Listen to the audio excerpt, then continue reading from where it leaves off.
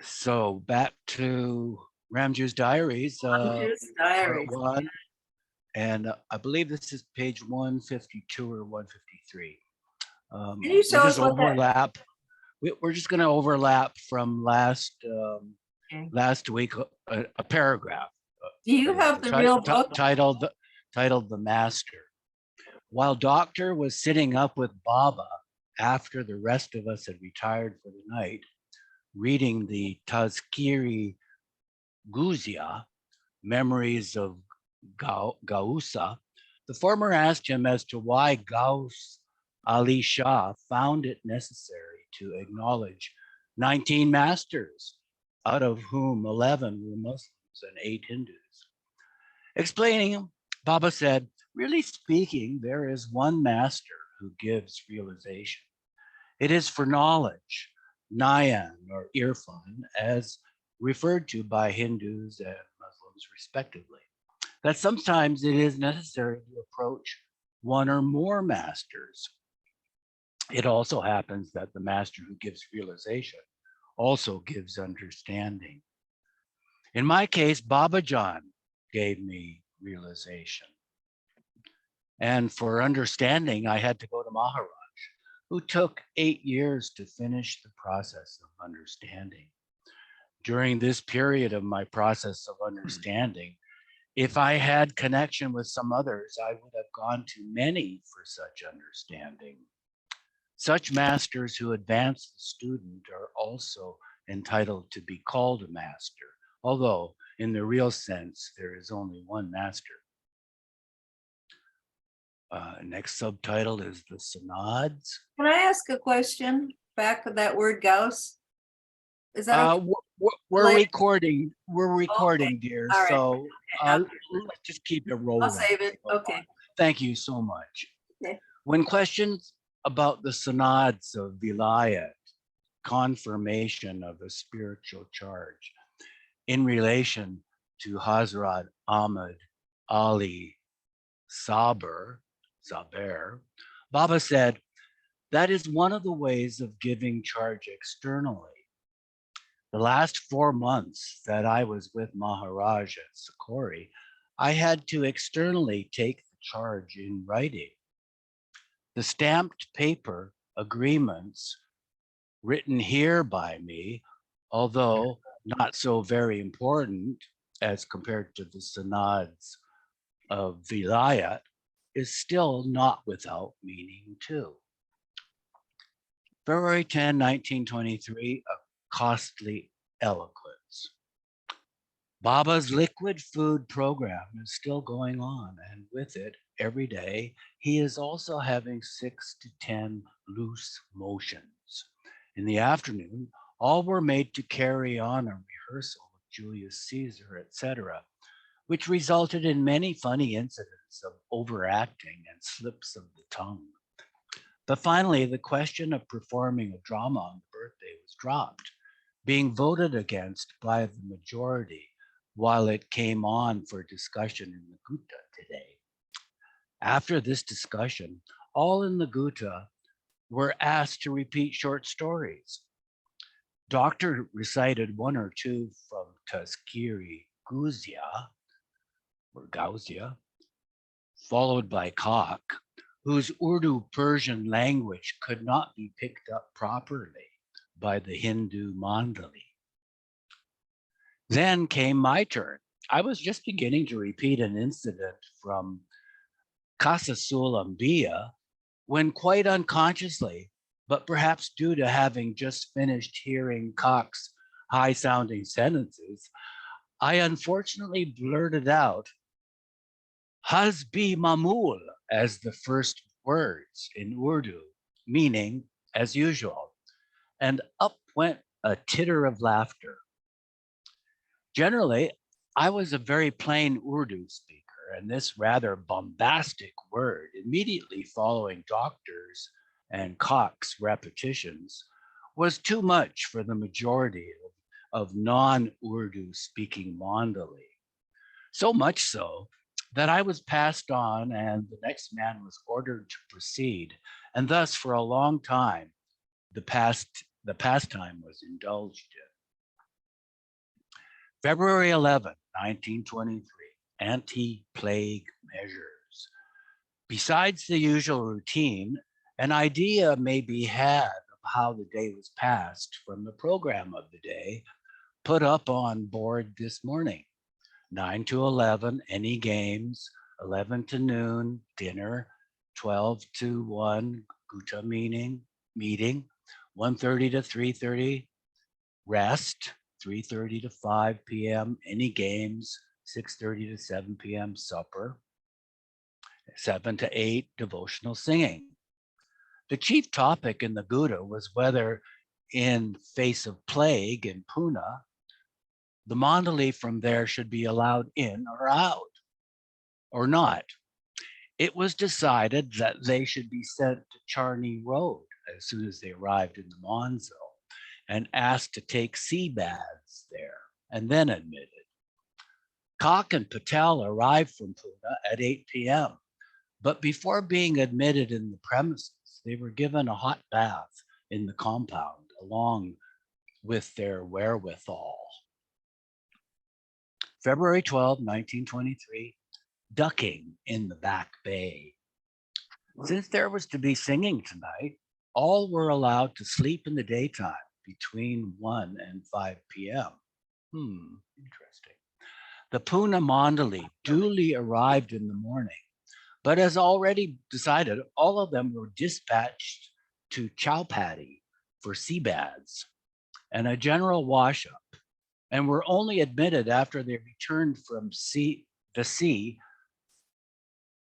the sea face after undergoing the queer restrictive measures. As the singing is to begin at midnight, we were allowed to sleep as usual at 9 p.m. February 13, 1923, Hindu festival. Punctually at 12 in the night, we all were roused up and joined the singing. Most of the time, Baba was upstairs with Doctor, while the singing was held in a big tent stretched over the back compound. Subtitles, Supernatural versus Unnatural. While conversing with Doctor, Baba explained the difference between unnatural and supernatural phenomena. The result arrived, or this is a quote from Baba, I guess, the result arrived at after acting according to nature's course and not going against it. If it be unnatural, then it is called supernatural. But the same unnatural result, if arrived at by adopting an unnatural course, is called unnatural only. For example, the process of eating by way of the mouth and bringing out refuse is natural. If the food, though eaten by the mouth, does not bring out refuse at all, then it is called supernatural. If instead of eating through the mouth, one eats the other way around and there is no refuse, it is called unnatural.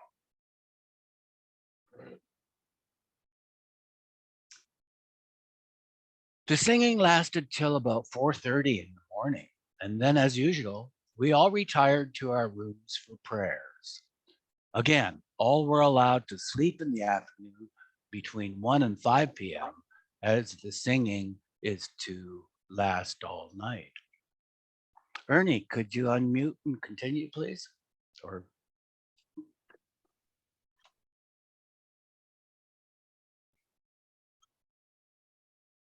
maybe Ernie's not there. Paul, are you reading today? I can read, sure. Yeah, I'll be happy to. This starts with February 14th, that is Valentine's Day. Correct. February 14th, 1923. The ringing singing. The one-time silent and quiet Manzil is, since the last 3 days, ringing with a deafening chorus of bells and drums. Besides the usual singing party from Mahim, comprising about 50 persons, the party from Pune, under the leadership of the old but spirited Bikolya, are, so to say, carrying on a competition at the pitch of their voices and pealing of their bells.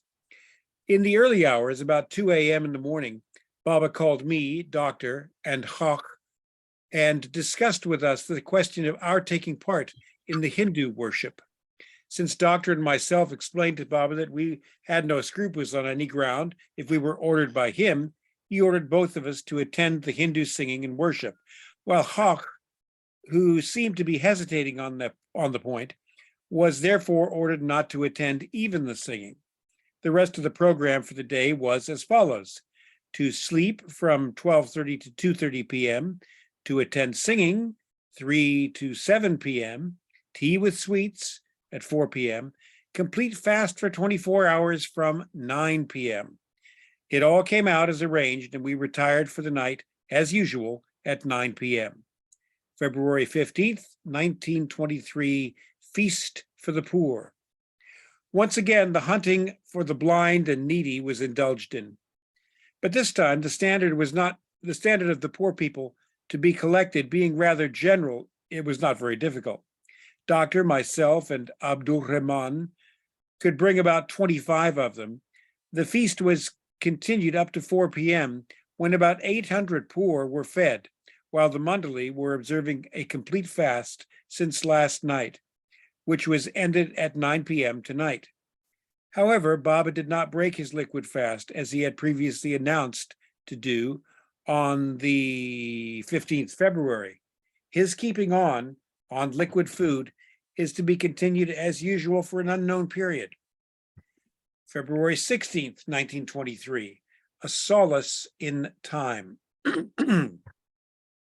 Although the buzz and din of the singing had ceased from today, yet the atmosphere is far from normal, as preparations for Baba's birthday, falling on the 19th, are going on. For about half an hour, Baba gave a short lecture on the importance of religion when with a master and without a master.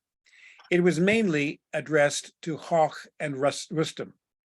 Baba also came afterwards to the room of Hoch and explained away his doubtful points and put his mind at rest, which had been very uneasy for the last few days.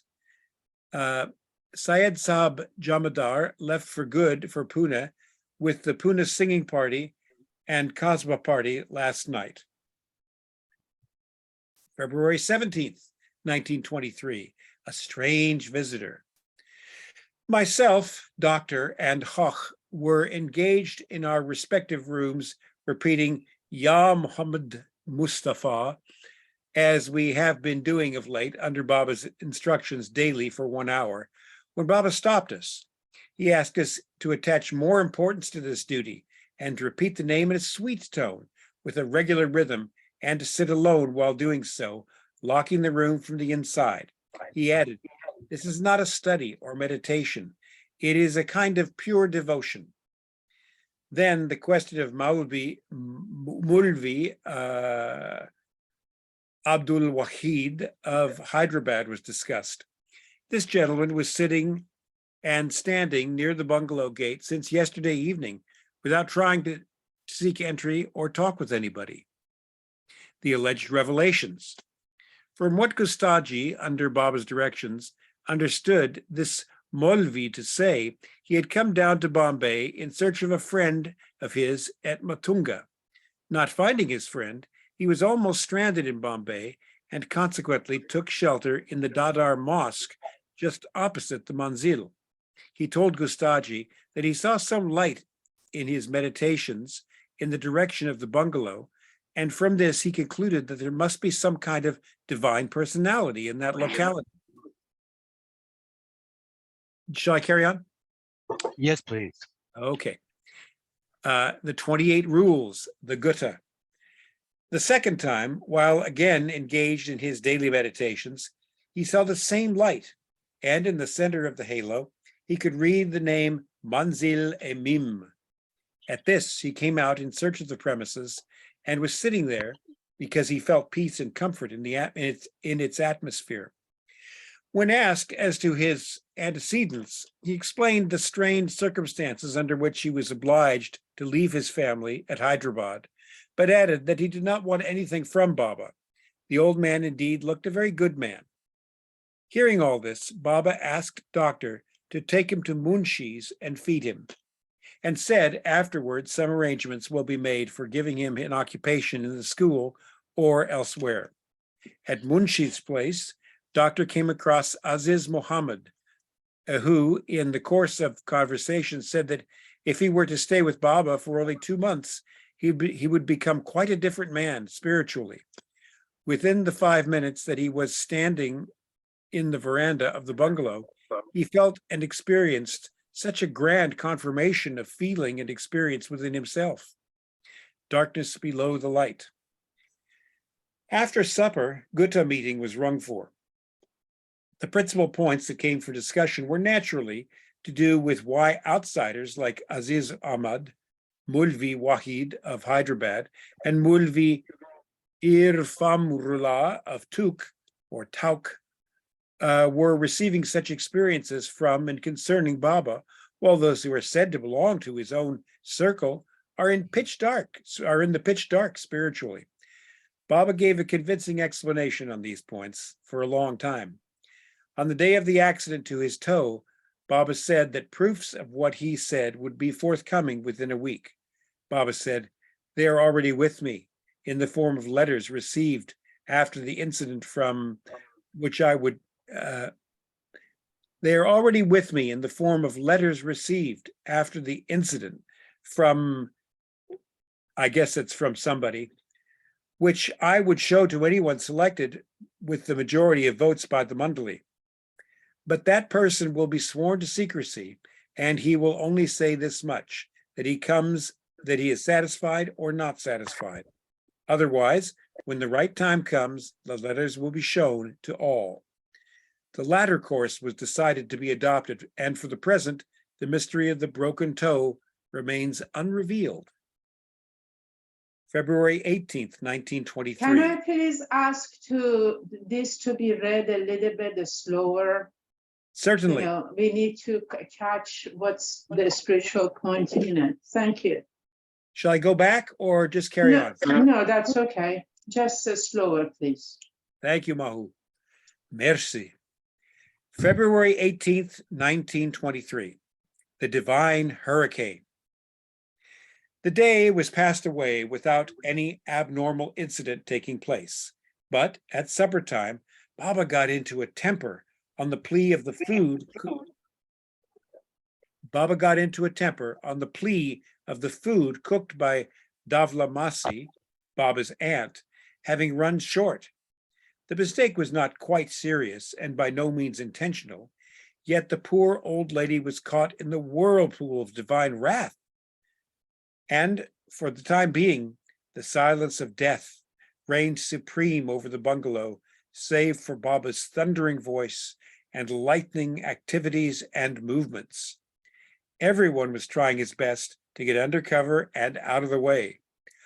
Almost all rooms had closed doors, particularly that of Hauch, he being very afraid of his tempting spectacles. I guess he wore glasses. And yet Baba was fasting and having dysentery, and consequently, in normal hours, in a very weak condition physically. However, very soon after, the atmosphere became normal, and as if nothing had happened there in the calm and quiet manzil. Besides Baba's mother and Davla Masi, her sister, some more ladies had arrived for the celebrations. Baba has decided to sleep in the back hall below, and the upstairs have been exclusively set aside for the ladies for the night. Thank you so much, Paul. Thank you. Ernie, I think you're back now, so could you unmute and continue? Yes, February 19th, 1923, Baba's birthday. The much expected day at last arrived. One by one, the guests began to arrive. and the manzil became full with merriment and animation. The tent has been beautifully decorated by Navroz. Especially a corner of it has been turned into a fairyland, with buntings, plants, and flower sheets ingeniously contrived into a conclave, with a pretty little settee or sofa placed there for Baba. After taking bath upstairs, Baba came down at about 9:30. It was decided, or rather agreed, by Baba that for 24 hours today, he will act up to the Mandalese instructions and orders. But when all desired him to sit on the specially decorated sofa, he refused and brought forth apparently lame excuses. In spite of repeated requests, Baba finally sat down in the tent, and to the disappointment of all, he was garlanded there. A very big heap of beautiful garlands, bouquets, and flower baskets was accumulated around Baba. Many presents were also forced upon Baba by friends, relatives, and admirers, which were all distributed amongst the Mandalay with his own hands soon after. Thereafter, all freely indulged in feasting and frivolity. When Munshi came in the evening, he was very confident of persuading Baba to sit on the special seat. Once again, all tried to induce Baba in changing his decision, but to no purpose. Munshi, too, had to content himself in garlanding Baba while sitting on the ground. Late in the evening, some guests arrived from Pune, including Messrs. Usman Khan, Abdullah, Abdurrahman, and Elam. The most entertaining program of the day, that of singing, then began after supper. 3 ghazal singers were brought for the occasion, in which Yasin held the field to the end, and pleased Baba and all. The singing lasted until 4:30 a.m. February 20th, 1923, the indigestion cure. As soon as the singing came to an end, most of the guests departed. The remaining went to sleep, while the Mandalay retired for the morning prayers. After the prayers, the Mandalay were allowed to sleep until 11 o'clock. Breakfast was omitted today, and all took dinner after getting up. Thereafter, a sports and playing program was indulged in. Almost all the guests having departed, the atmosphere was more free and comfortable. Baba, too, freely participated with the Mandalay in the games and plays. Laughing was the order of the day. Everyone was made to laugh and laugh by Baba, because he said it promoted digestion. The following notice was put up in the afternoon. In the afternoon, from 12 to 2, is reserved for my eating and drinking daily. Thus, the fast for complete 24 hours will last for days and days together. Signed, Merwan. February 21st, 1923. Under Baba's instructions, Sayyid Sahib read the Mandalay Usman's letter to Munshi regarding Asar's demand for 50 rupees. After severing all connections, Asar's expectation of the monetary help being continued was past description. The amount paid by Munshi every month to Asar, as told by him afterwards, belonged to Baba and was paid through Munshi. However, Baba told Usman to pay the amount to Asar as the last installment, with the warning that he should expect no more. The following change in yesterday's notice was made by Baba. The time of my eating and drinking has been changed to 7 p.m. to 9 p.m. Thus, complete 24 hours fast will be continually kept for days and days together. Signed, Merwan. Being laid up with slight fever, I missed a queer job. Dr.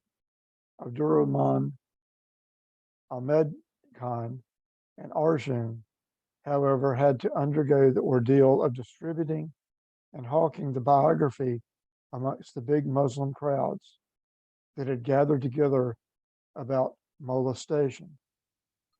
Ballard Pier to receive the flag presented by the Sultan of Turkey to the Indian Muslims interested in the Khilafat movement. In spite of about an hour's hawking amongst the hundreds of the spectators, the party of 4 stalwarts could sell 1 copy only. They returned back to the manzil at about 5 p.m., not in a very cheerful mood. February 23rd, 1923. Another feeding of the poor. Another small feeding of the poor was given today. About 200 poor, blind and maimed, were fed, and 50 clothed. At supper, after taking a few morsels of food, I reported to Baba that I had no appetite. At this, Baba asked me, "Why did you not ask me to put less food in the plate if you had no appetite?" Doctor put in his tongue here and told Baba, "You don't even allow that." With these words, the danger signal was up. Baba became very angry and asked both of us not to eat. When Gutta was opened, the orders 7 and 28 were again read out and canceled as suited to individual taste.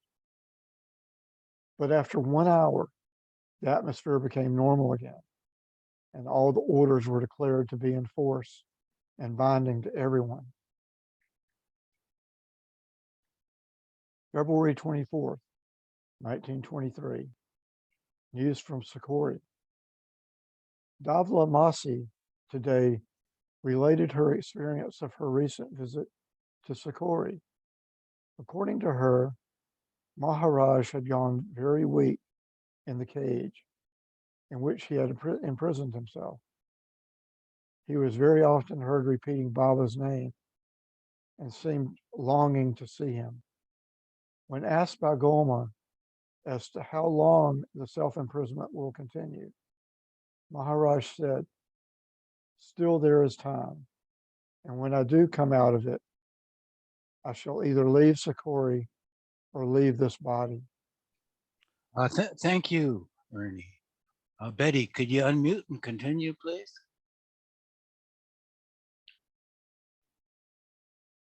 Let's see. The 28 rules, the Gutta. Philosophy from fables. When some of us were seated by Baba downstairs, he said,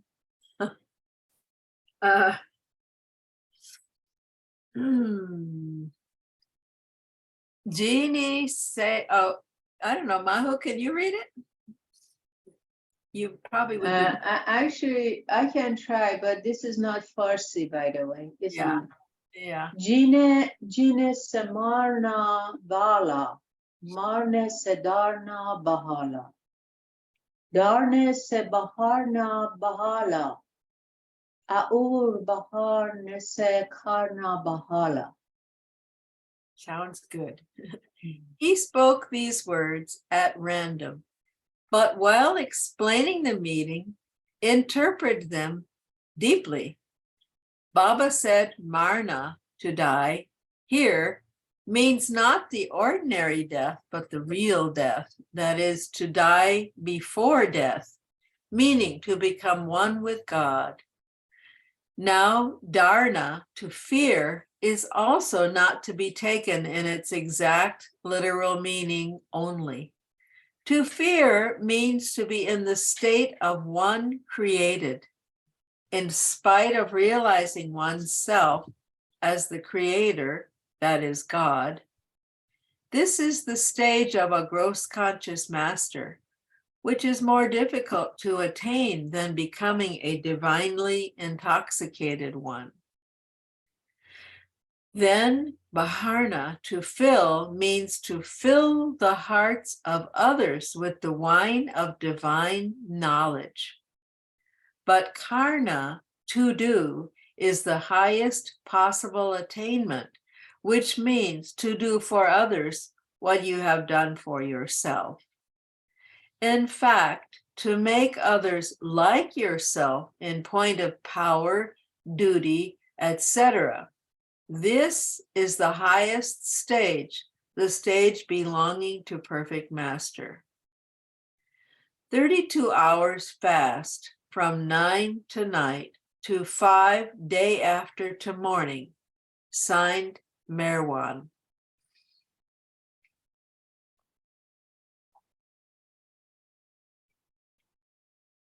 Chapter 7, Closing of the Manzil, February 27, 1923.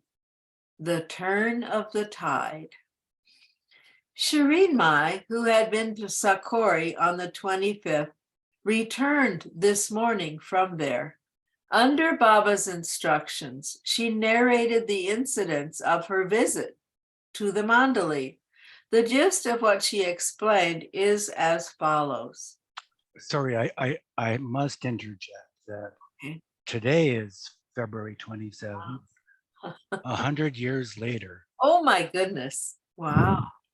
Wow. Sorry for It's okay. When she approached Maharaj for the first time, she was beaten by him. Putting out his hands from the cage bars, Maharaj caught hold of Shireen Mai with one hand and with the other gave her sound blows. In the tussle, even her bangles were broken. Not accustomed to such outbursts, she got very much excited and tried to leave Sakori at once.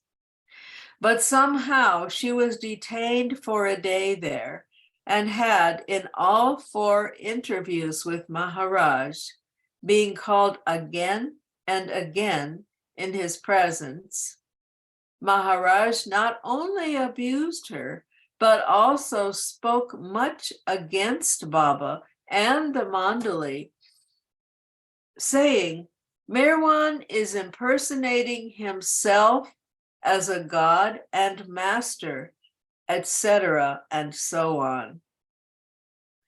When we had finished hearing Shireen Mai, Baba sent for us all and asked many of us as to what we could make out of this chaos, especially when quite the contradictory words and sentiments were expressed by Maharaj before Davlamasi only a few days ago. Explaining further, Baba said he had started the game himself by writing a letter to Maharaj that he had no concern with him, Durga Mai, or anyone. It was that letter that had the effect of rousing Maharaj to this course, which he had long wanted him to take. Continuing, Baba said, now that this game has been started by me, it will not end with me. The end is in Maharaj's hands. I have often spoke to many of you that the whole world, even Maharaj, will go against me. So this is just the beginning of it. Therefore, be prepared. Everything will happen just as I have spoken to many of you. The month of April is coming after a gap of a year. More fuel to the fire. After dinner, Baba made Adi write a letter to Maharaj saying that he did not like his remarks about him before Shireen Mai and the Sakori people, and that he has got disgusted with the duty and wants to leave it. The letter was read before the Mandali, and all were asked to be on their guard, not to be taken in by the wordy bluffery that has been started. February 28th, 1923, Ping Pong. Following the provocative letter to Maharaj, Rustam has gone to Sakori today to bring a message for the Mandali. A big table has been brought since recently for ping pong or table tennis in the Manzil. Baba and Doctor played the game today for a considerable time, and as in almost every game and sport, Baba had the leading hand in ping pong too, amidst the whole Mandali. After supper, some of us sat with Baba playing cards and talking till about midnight. March 2nd, 1923, the midnight play. Doctor, who was keeping company with Baba throughout the night, came and woke me up just after midnight under Baba's orders. Kak was also called upstairs when we four started playing cards in the dead of night. The game was continued till about 3:15 in the morning. After this, Baba asked the three of us to sit for prayers for an hour and then go to sleep, so that we may not have to get up at 4 a.m. as usual for prayers. Just before dinner, there was again a storm. More storm. Baba got into a temper for some mistake committed by Kodu and asked him to leave the bungalow. Immediately after the whole Mandali was served the following notice. All should tear away by the order forms given. All should tear away the order forms given to them. Signed, Merwan. When the above order was complied with by those who were present then, Baba became more excited and asked everyone to leave the bungalow forthwith. For the first time, the Mandali refused to obey Baba, and there was no sign of anyone trying to get out as ordered. Baba began to get more and more heated, and for some time, great excitement prevailed in the bungalow. He was also heard to say, I am tired of all this, and either you or I must go. However, after half an hour of swearing and abusing, Baba said, I am willing to remain on one condition, that hereafter none should follow my orders. The Mandali replied, be it as you wish, but remain with us. After half an hour, the atmosphere became quite normal, and the following notice appeared on board. All orders should be followed as usual. Signed, Merwan. Thanks, Betty. Mahu, could you unmute, please, and continue? Sure. So the next is the title is the Hindu Fire Festival. About sunset, the Hindu festival fire was lighted in the bungalow compound when a party of Hindu legimwalas, that means those who play two sticks with the strings on which metal pieces are tied. They came and gave a demonstration of their play and dance before Baba. After supper, the Mandali indulged in some frivolous singing and dancing near the fire, while Sayyid Sahib filled the whole premises with neem leaves, smoke to destroy, neem leaves smoke to destroy the mosquitoes. The following notice appeared on board. Hence, none should touch my body purposely. Signed by Merwan. Next is on March 1923, the continuous bells.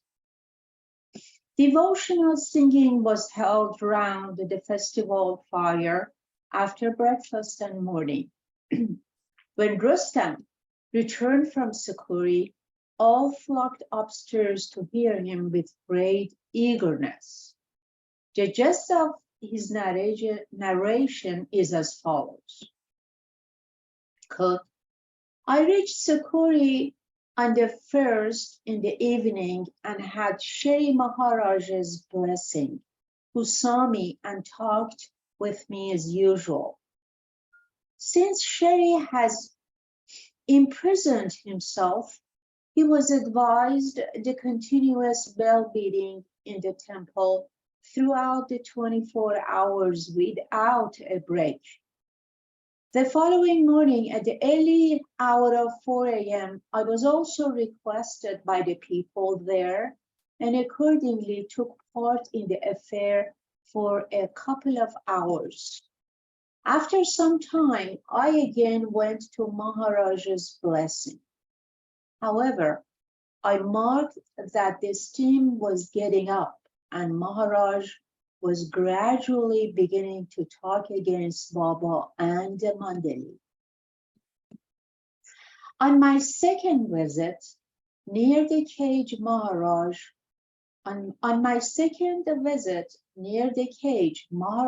began to take me right and left, and at the same time kept on abusing Baba as well. When I went there for the last time before starting back for Bombay, there was a great outburst of fury. Next is take care now. Maharaj seemed to be very angry, and during the abuses, he gave the following message for the Mandali. All should take to their own course. Mervan is not a master, and he, means Maharaj, is not responsible for anything now. Next, a dispute of love. During the prevailing excitement, I could not help remarking to Maharaj that these bamboo pieces of which the cage is made concern your spiritual workings, and granted that by this imprisonment you are suffering for our sake, but we don't want it and would rather see you out and free. Thereupon Maharaj told me, then break it. I at once started pulling out some of the wooden boards of the cage and in fact made a big opening when Maharaj became all the more infuriated. A carpenter was called to repair the breakage and I was asked to stop pulling it down. Maharaj asked me, why did I break this cage? I said, because you told me to do so. Well, then, will you do whatever I ask you to do? Asked Maharaj. Of course, I replied in the affirmative. Then bring that big piece of stone lying there and throw it on my head, said Maharaj, thus putting my logic in confusion, and he continued to shower choice and selective adjectives on Baba, self and the general Mandali, and at the same time got the broken and dislodged boards readjusted by the carpenter. Maharaj's abuse continued till the last moment of my departure, and with his angry outpourings singing in my ear, I started from there yesterday's evening. I'm sorry, who was this? I forgot again. Who's this narrating? Rustum. Rostam, yeah, the Gulmai's husband. After Rostam had finished his narrative, Baba asked all those who were present there if they still wanted to stick to him to the end, now that even Maharaj had begun to talk against him. All excepting doctor declared their willingness to stick to their premises given to Baba, not to leave him under any circumstances. Doctor said he would consider over the matter and then give his reply after some time. It was rather a bombshell for the Mandali and set us all guessing the reason of his hesitation in confirming his promise along with the rest of us. He was the last man to be expected of being so easily affected. Baba thereupon explained to the Mandali to stick to their words and not to leave him under any circumstances, however against and contrary they may find Maharaj and even Babajan. It is just possible, he said, that both of them begin denouncing me publicly, but you should always rely upon my admitting, always under every circumstance, both of them as my gurus and as the greatest spiritual personalities of the age throughout, without exception, at every time in the future.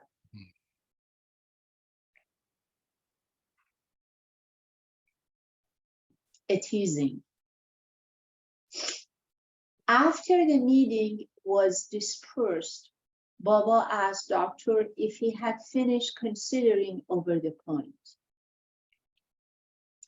With a laugh, Doctor told Baba that he was with him to the end, and his delay in replying was merely to tease him.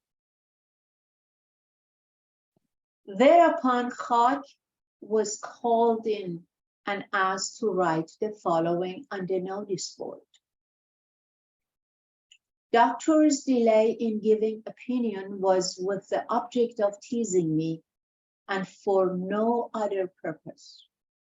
He has no concern with anyone except myself, through whom he first approached Shri Maharaj. Signed by Merwan. Thank you, Mahu. Elizabeth, are you reading today? Could you unmute?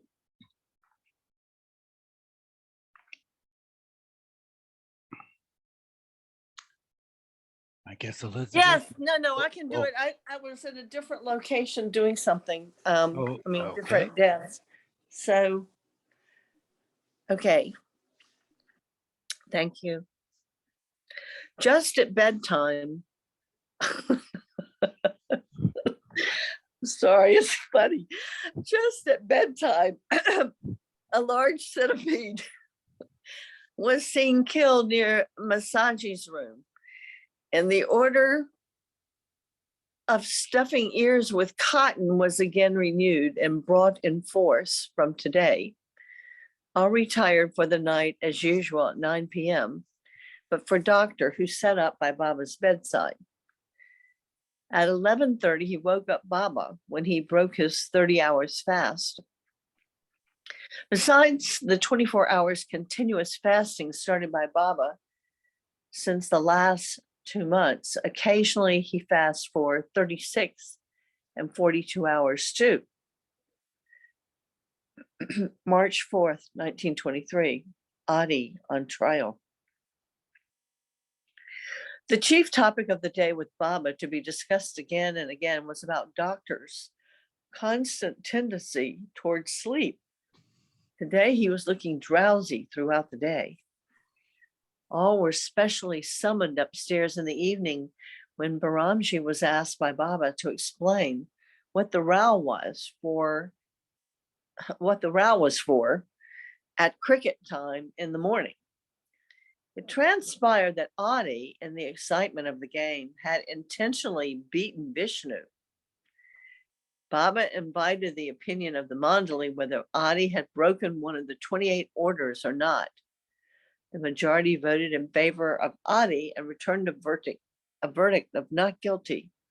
Yet Baba took him right and left and humiliated him much in the presence of all.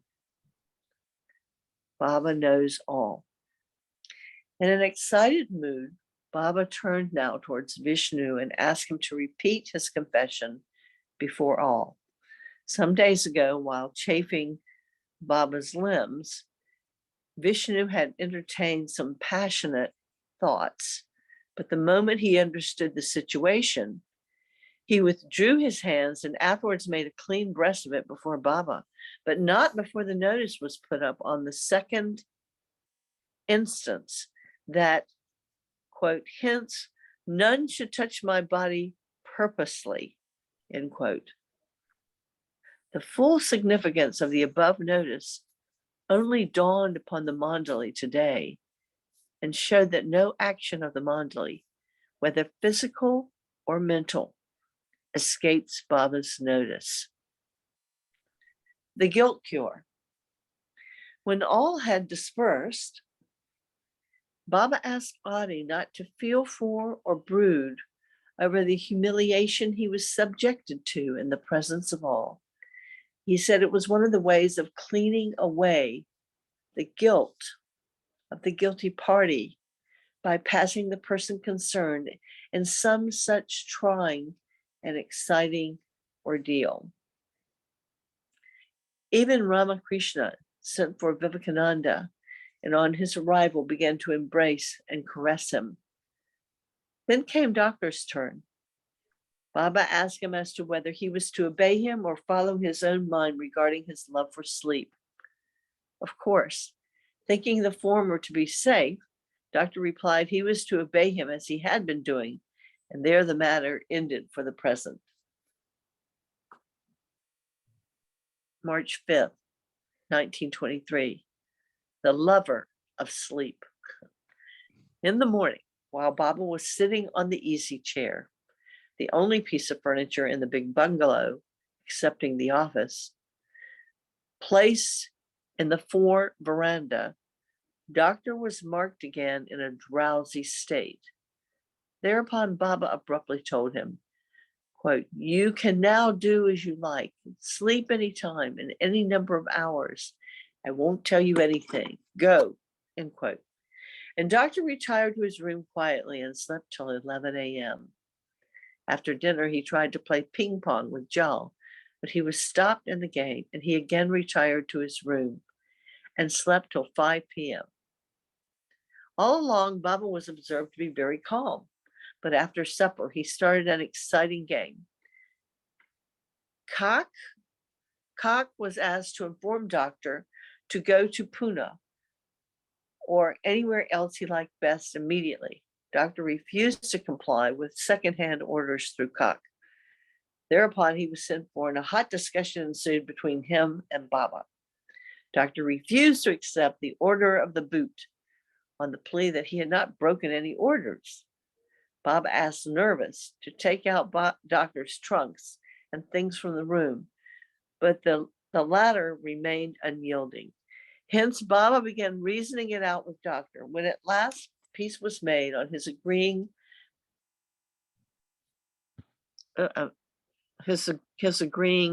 where's that word? To try. Agreeing to try his best in keeping himself fresh and free-minded and avoiding drowsiness. Then Baba added, quote, as you have slept a lot today, you sit by my side till 2 a.m. tonight, end quote, to which Doctor heartily agreed. March 6, 1923, peculiar poetry.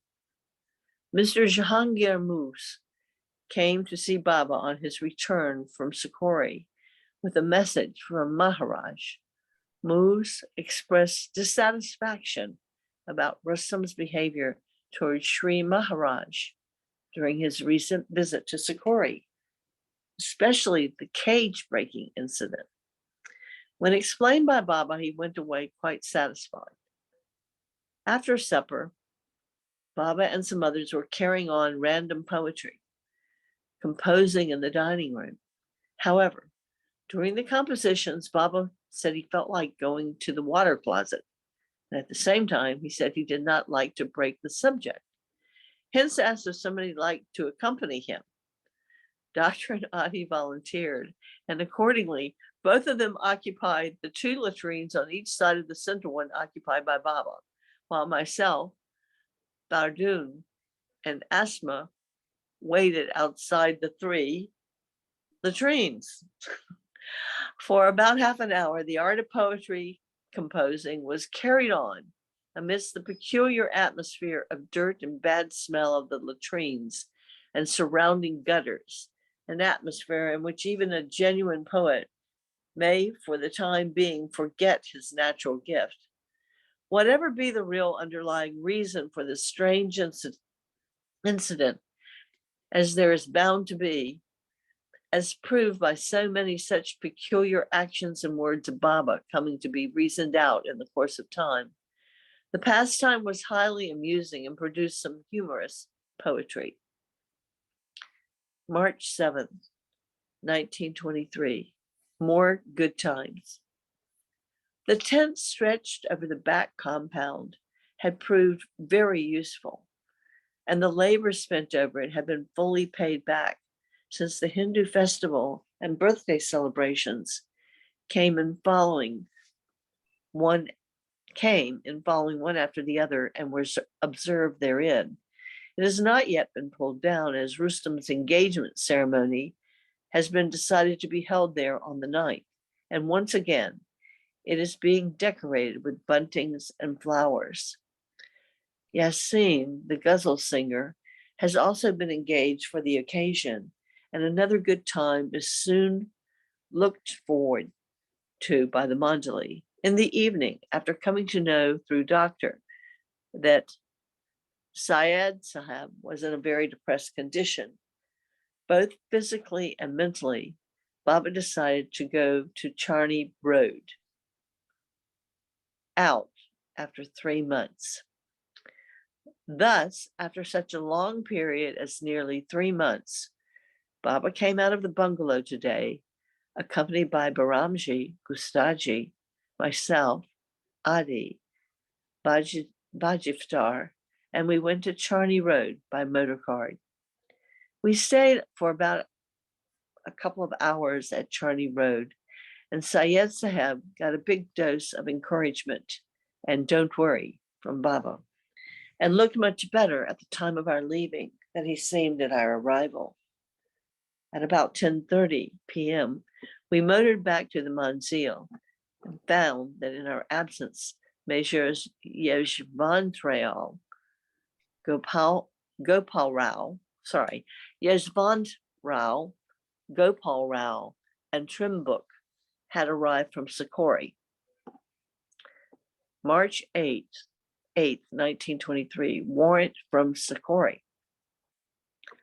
It transpired today that the trio had come from Sikori to try to induce Baba away there. It seems Sri Maharaj had entreated them to bring Mirwan to Sikori anyhow. Otherwise, he would stop his one-time meal also. But Baba refused to accompany them and proved too much for all their arguments and inducements. They even threatened that unless Baba came there now, Durgamai would come herself to fetch him. But it was all to no purpose, and they had to return empty-handed. Really, it is a great enigma to witness this invisible tug of war between Baba and Maharaj. Thanks, Elizabeth. Let's pick up here next week. So what was all this stuff